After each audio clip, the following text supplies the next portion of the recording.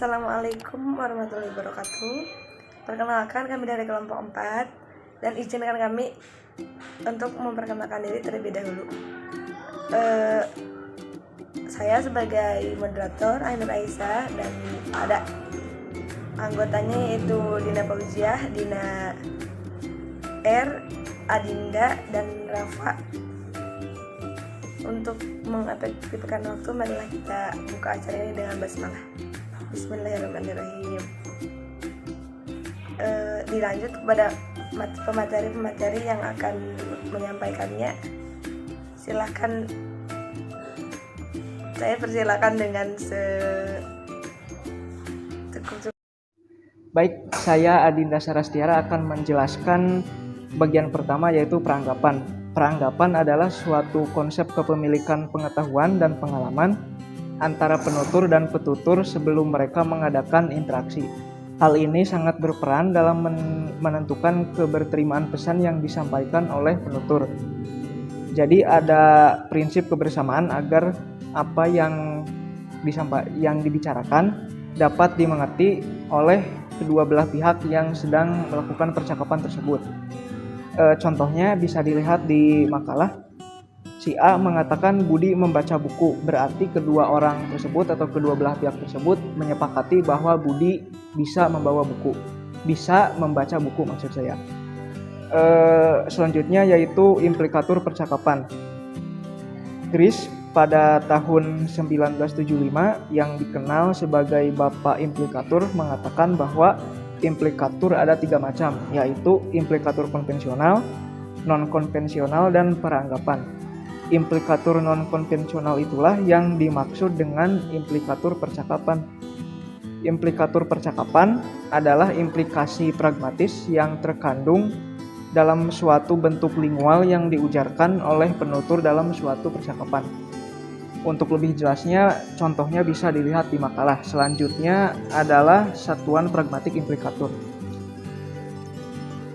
Satuan pragmatik implikatur atau bisa disebut implikasi pragmatis pada dasarnya merupakan satuan pragmatis yang terselubung yang keberadaannya terimplikasikan di dalam suatu satuan pragmatis yang dituturkan secara langsung dengan bentuk lingual oleh penutur dalam situasi ujar.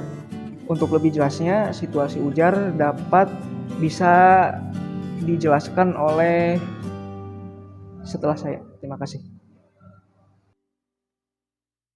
situasi ujar. Situasi ujar merupakan acuan yang dapat dipakai sebagai kriteria mengkaji makna dalam hubungan dengan situasi. Ada 5 situasi ujar, yaitu yang pertama menyapa atau disapa, dan kedua konteks, 3 tujuan, 4 sebuah tuturan, dan 4 tuturan bentuk tindakan atau kegiatan, 5 tuturan produk tindak verbal. Ya, saya Ina Rosyadani akan membahas tentang tindak bahasa. Teori tindak bahasa bukanlah teori yang baru dalam dunia kebahasaan, karena telah diperbincangkan orang sejak tahun 1960-an. Penggunaan bahasa dalam konteks sosial ada beberapa persoalan yang harus dipertimbangkan adalah 1. Keadaan peserta bicara, 2. Tempat dan waktu terjadinya pembicaraan, 3.